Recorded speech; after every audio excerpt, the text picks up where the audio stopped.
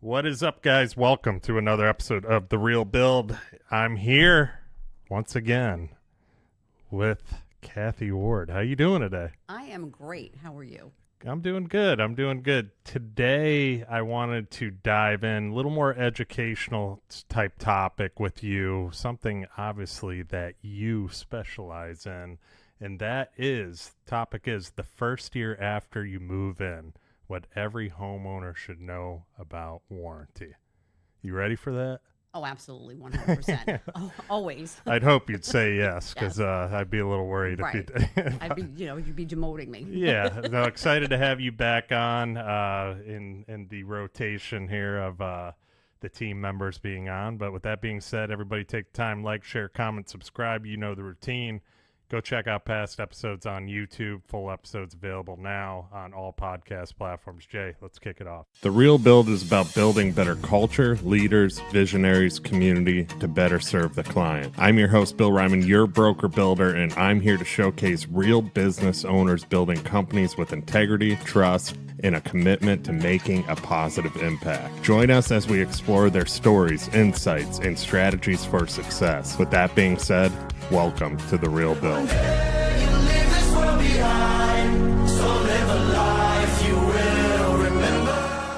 So when the homeowner moves in, what is the first thing they should know about their warranty? The first thing that they should know about their warranty, other than the fact that the closing book that we give them, and I created a list so that they could check off the items that they need to know to do. They need to know that I'm there 100%. I feel like when I get to know the homeowners actually before the closing, I feel like that's a really great opportunity for them to kind of get to know me. Because if I don't get to meet them, then they kind of don't know how I am. So if I go in knowing them and starting a relationship and a rapport with them before we close, then they know that first year, again, I am with them 100%, and whatever they need, even if it's beyond warranty, like we've spoken before, they know I'm there. And again, we've talked about building that trust and building that relationship. So it's key. Yeah, I think you getting to know them first, it creates that trust level with them too, and that comfort level, which is huge because it kind of creates more of a we're not leaving you type feeling, where they've probably, a lot of people that have built or done some kind of construction project in the past, the trust is hard to get because they've been left high and dry. And I think, we are, I'm not saying trying, we are actually changing that mold into, we want to establish relationships not only before, during, but also after the build too. And that is a huge part, is you getting to know them. But those crucial steps, like of them not just being like, okay, now what? We actually have somebody that is like, hey, I'm Kathy, I'm your warranty administrator. I'm here. If you guys need anything, you call me, I'll take care of it. Right, 100%. So I won't name any names, but we had a home that had, oh my gosh, probably close to a dozen appliances. And I knew when we had this conversation, I'm like, listen, they're not going to be able to take care of all of this. So I think the first day I went over there, I made an appointment with them. I said, okay, I'm going to come over and I'm going to help you register your appliances because it's important for me. God forbid they don't register an appliance and something happens. I want to make sure it gets taken care of. It gets either replaced or fixed. So I think the first day I was there was a couple of hours. I sat with the wife and we went through and she was helpful. And then I think I went there another day and finished up with them. So it's really important. Again, like you say, it's all about creating that experience. Like you want every homeowner to have a good experience. Again, we've talked about in the last podcast, like it's very easy for people to get a bad taste in their mouth and then have something negative. They're quick to, so we make sure as a team and myself that we create that experience that they know if they call me or text me or email me that I'm on it. I don't, that day, reaching out to whoever I have to reach out to. And then again, I've always said, like, if I don't have the answer right away, I'll find out. So the homeowners trust me, and I have that personality where I know with who I can joke with, and I'm real. I'm not a pretentious person. I'm not coming across to be something else that I'm not. I think that goes a long way. We're all very well respected. The RK Ryman name has a lot of integrity. It goes really far. And again, like we've talked about, that creates the long-lasting friendships, the relationships, and then referrals down the road. So the first year is crucial. Go into that a little bit more, because why is the first year so critical for spotting like problems and addressing those issues too? Because you talked about that relationship. I mean, I'm going to put it out there too. It's never perfect. No, we try and get as absolutely perfect as possible, but there's always something. Well, right. So why is it so critical for spotting those issues on that first year? Because I personally, if I was a homeowner, so I treat the homes as if they were mine. And I know that if there's issues, I would want them to be addressed quickly. Why drag it out? Like, my thing is, again, like I'm very OCD, and it's a good thing and a bad thing, but I like to make sure it's checked off. And then I know that the homeowner is like, great, this is taken care of. Like, why, if you drag it on, then they're going to be like, wow, she like really doesn't care. But they know we do. So I don't like to wait. And our vendors know now too that I don't like to wait. And I tell them all the time, I'm like, just do it right the first time and I won't have to hound you. What are some of the most common warranty issues, do you think, that we see within the first year usually? A lot of it could be cosmetic, a little paint touch up, drywall. Sometimes we have issues, things happen. Say, okay, so the homeowner's having all their furniture moved in. Now it's not warrantable. So the delivery guys could, mess up the walls, chip a piece of tile. We still go back and we fix that. Because, again, we want to deliver that perfect home. So it's now no longer perfect in my eyes, but I need that perfection even after they deliver. And I'm just trying to think. I mean, we have some issues with some appliances. We're learning about how much dryer duct, because we have homes that are 2 stories. So you're talking 35 feet. Well, if there's a turn in the duct, well, then you lose about, 5 feet of airflow. And I won't say which manufacturer for our dryers, which I don't care for. I like to steer away. My thing is as we learn like certain things that I don't want to say go wrong after the closing, but those like little issues that happen and say just the dryer and the, it causing issues of not drying the clothes and whatnot. Then I take it one step further, and I'll even talk to the girls in selections. I'm like, okay, we got a problem with this, this, and this. Let's avoid that, with anything. Anytime, every week that I'm on a job site, even during construction, I'll see issues that I try to address and reach out to, Matt or Mason and Bobby and say, okay, what can we do differently? And I was thinking about this today. I feel like I know sometimes I'm like the liaison between the vendors and the guys. Because when I'm on a job site, again, you know how I am. I have no problem getting on the phone with the vendor and be like, this is what I see. This is what we need to do. And again, that proactive mindset before we close. We need to address those problems. And then if there are, say, ongoing problems, then we address it with the vendor and we say, okay, how can we do this better? How can we not do this again? And what can you do to, avoid certain issues that happen on the job site during construction? I think that's where we become really good at, or what we become really good at too, is addressing those issues and learning those issues before the problem actually happens too. And what you said right there was huge. Like we talk about in the team meetings all the time, like, it's okay for you to call out stuff to the superintendents because they might not see it and you're always there every week. So you're seeing things possibly different than what they're seeing. Because, as I go through the home and I'm taking the photos, I'm not not that the guys race through, but they've got a lot on their minds, a lot on their plate, and they're dealing with who's coming today and who's doing what and who do they have to call, who do they have to follow up with. There's a lot of moving parts to construction, and I don't know. I mean, no one who's ever built a home really wouldn't know. Yeah. I've learned a whole lot in the last 4 years that I've been here.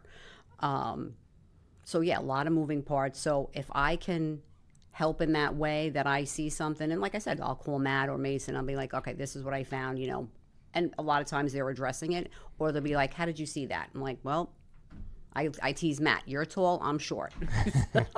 But I look up a lot, even though I'm short. I look up, and I'll be like, okay, no, that's not right. Yeah. Right, exactly. So again, that whole proactive mindset, get it done so that we're not all running around blue tape in the house, and the homeowner's like, what the heck? Because it cost us more time too. I mean, in the end, it cost us more of our time, and time is the most valuable thing for everybody. And if we don't take care of it, like you said, during that process, it's going to come and bite us in the butt, later on. And that would, and then it's going to take longer to repair later on than it is Correct. in rough stages and so on too. So if we can just figure out these things as we go, it goes a long way. One thing I wanted to talk to you about too is like that give and take with homeowners. I think we've come a long way with that too on sometimes it's not our fault, and having to address certain situations with homeowners. I think it goes into how you deal with that situation more than just telling somebody no. It's actually, we've gone out and met with certain people in person, brought in other vendors in person. Not going to name the situation. Right, yes, I think know which one where you're. I'm getting at. Absolutely. But we've brought in people to kind of, I don't want to say back us up, but it's to educate more of the client on the situation so that they have a better understanding of what's going on, and then we fix it. Rather than ripping everything out and costing Correct. thousands of dollars, we can fix the situation a lot easier than what's in the client's mind. Well, with that situation, and obviously I know which one you're talking about. I think it was a good idea to bring in another professional to get their opinion, because we have our vendor that we deal with, and then there's us. So the vendor in RK Ryman, the homeowner could be like, well, how truthful are they going to be? But we're always very transparent. I mean, we tell the homeowners, like, this is what's going on, but, we'll address it. And we always do. With that particular situation, again, I came to you for that one because it was going on for so long, and I was really trying really hard to address everything and get it taken care of. So it was a little challenging on my end. Not that we couldn't handle it, but the vendor and I worked really well together. But again, I think it was key to bring in that outsider. He didn't know us. He really honestly did us a favor. Yeah. Which was huge, which I appreciated. I know we appreciated it. So to get his feedback that we can then convey to the homeowner, that for them, I believe, really kind of just gave them a peace of mind. And that's what you want to do. You don't want, here's the homeowner, they build this beautiful home. They've spent a lot of money. You don't want them, I don't want them upset. I mean, there have been a couple of homeowners, not the women, men, that have gone back at me. And I think sometimes it takes them a little time to go, okay, she's got this, she'll handle it. Like, don't discount that I'm a woman. Yeah. Like that, But we always address it, and that's what I want for the homeowners. I want them to have that peace of mind that if something happens, that they know that I will address it and it will get taken. And I tell them, I'm like, I will get it done. Like, don't worry. Yeah, and I think you do it in a timely manner too. It's not just we don't drag on it.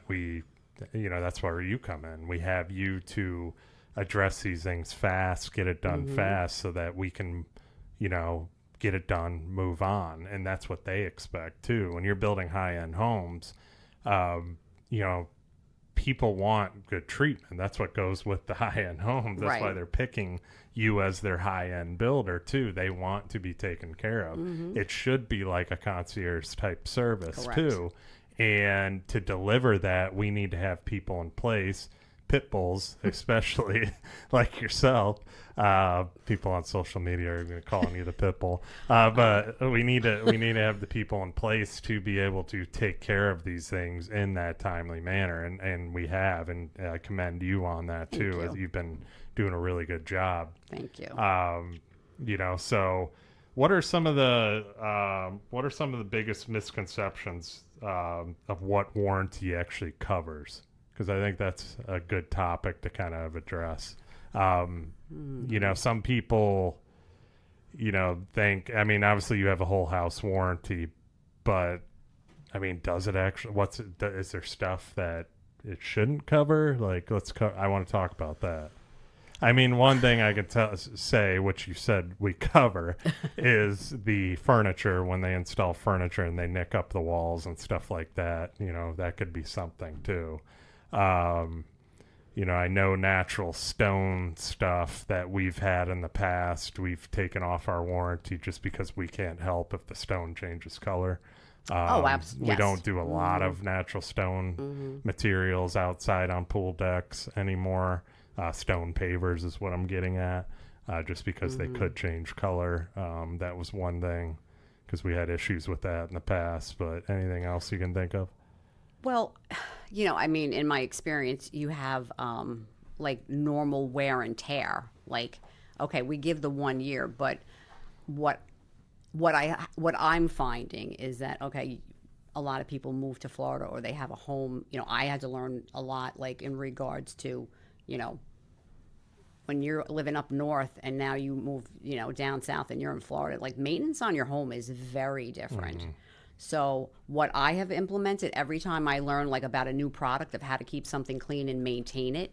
I mean, as silly as this sounds, okay, the down rods on the ceiling fans outside, everything's on the water. Salt water just wreaks havoc on the slider handle. So things need to be wiped down. You may not need a product to do it, but as simple as your slider handles, take a wet, microfiber, maybe put a little Dawn dish soap on it, wipe those down. Twice a year, pressure wash the house. Pressure wash your house after a hurricane. Again, salt water, it could be very, lethal, I guess you could say, to the outside elements. Everything inside, you're fine. So again, I do try to educate the homeowners, especially if they haven't lived here. I mean, most of them have like vacation down here and they've been here, but maybe they rented and they didn't have to worry about that maintenance. And I tell them, I'm like, it's very different from living up north and living here. Again, like the down rods, Rust-Oleum. Because, I'll be like, okay, that's rusting. You need to, your outdoor exterior hardware. Well, even like the grills, stuff like that too. The maintenance on the grills, the stainless maintenance too. That's another. And I have thing. another new product that was recommended, so I'm gonna. Please tell. Well, I was big on. Everybody wants to know how to maintain down here. I was big on Sheila Shine, because it's a stainless steel cleaner and it's oil based, so I feel like it's also a protectant. And I do apologize, I don't remember the other one. It was actually one of my appliance companies. One of the repair guys told me, and I'm like, all right, great. So he recommended that. So that was another thing I think about too. So we install the outdoor kitchen appliances, and obviously they're all stainless steel. So now, if we don't close right away, we have to be careful of what's going on with. So if there's a lot of rain, obviously if it's through hurricane season. So again, we've implemented so many things to protect during the construction. But again, like I said, I have homeowners, I've recommended, what products they should clean their floor with. That particular homeowner, I was given some new information about cleaning the tile floor, because that's important too. Porcelain tile, right? Correct. What was the product? It's because people are going to ask. They're going to have to message me. Message me and I will, because I have it all in emails. But no, it's really important. It's maintenance. And I feel like our homes are, the style of the homeowners, they're clean. They're not a cluttered, we have our interior decorator that comes in, and it's a very like clean, elegant look to the home. which I can appreciate. And then obviously when they move in, they make it their own. You know, they add photos of the family and whatnot. But again, going back to the maintenance, that's again, it's very different from up north, and you know, you just can't leave it. Like you know, again, the stucco, the sliders. Yeah. There's a lot of different materials that they hold up fairly well, but not enough that, you know, so we like, okay, outdoor showers. You know, we switched out 3 outdoor showers for the homes because of the material. I was actually researching for another homeowner, and I spoke to our vendor, and I'm like, do you have a marine grade product? Yeah. So it was a titanium. That's what I would recommend. If you're going to have an outdoor shower, use a material of the titanium, not the stainless steel or the chrome, but the titanium. Definitely not chrome. Because that lasts.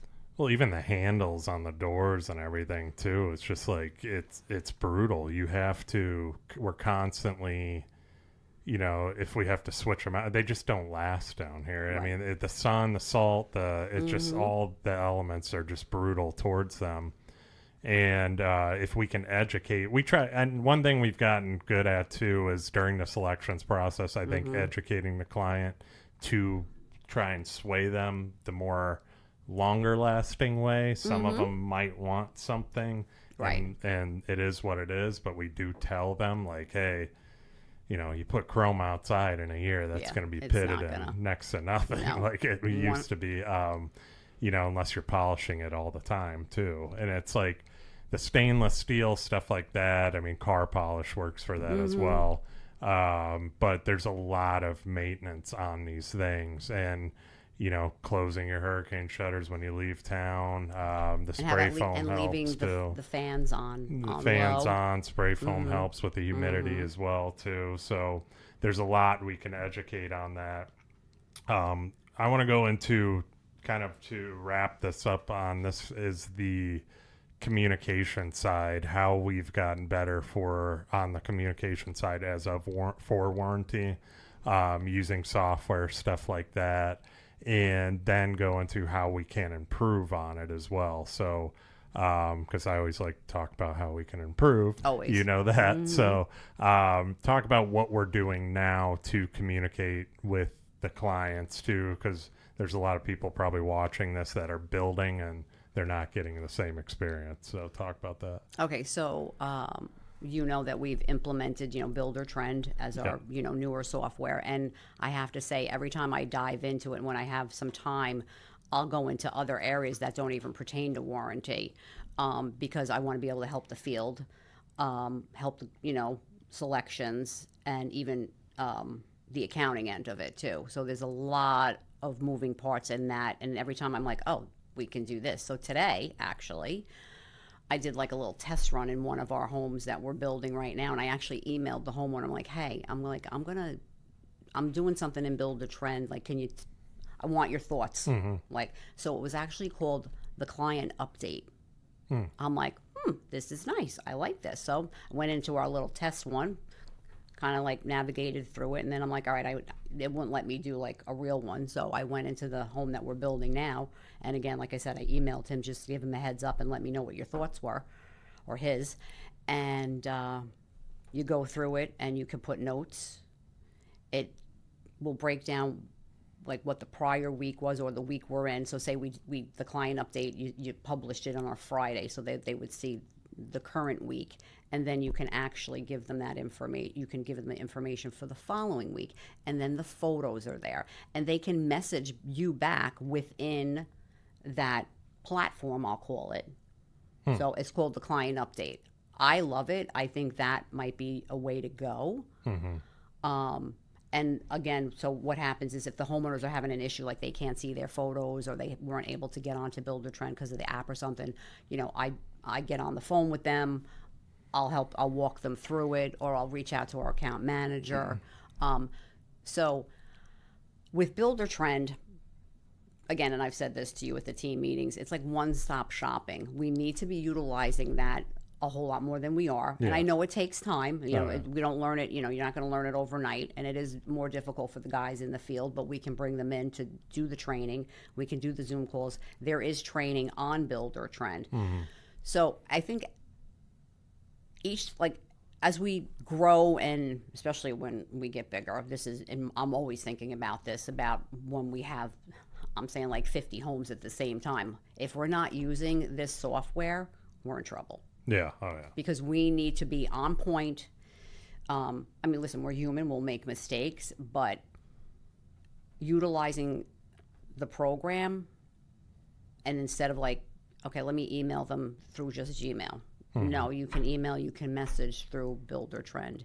And the only concern I would have is, say, a homeowner down the road is not really tech savvy. That's the only thing. Which we deal with quite a bit. Yeah, something like, and we again, I'm on the phone with them, or I'm emailing them, and I'm figuring out how to help them out, so that they, I had a couple of homeowners that they couldn't see the photos, so they're all like the viewing permissions, and make sure that those are all obviously chosen so that they could see what's going on. But I always tell them, like, if you need anything, you email me, you call me, I will help you. So they know, and they always say thank you, I appreciate it. So I like the little test I did today.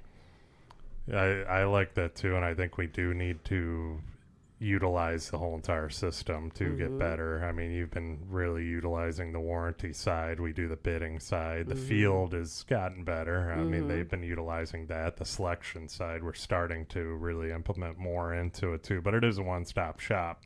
Now, the question is, other than Builder Trend, what could we do to improve on the warranty side? What can we do to improve? Nothing, because you're doing such a great job. Oh, yeah. Well, I don't want to sound conceited either, but I mean, well, no, you know what? Okay, I'll say this. If we address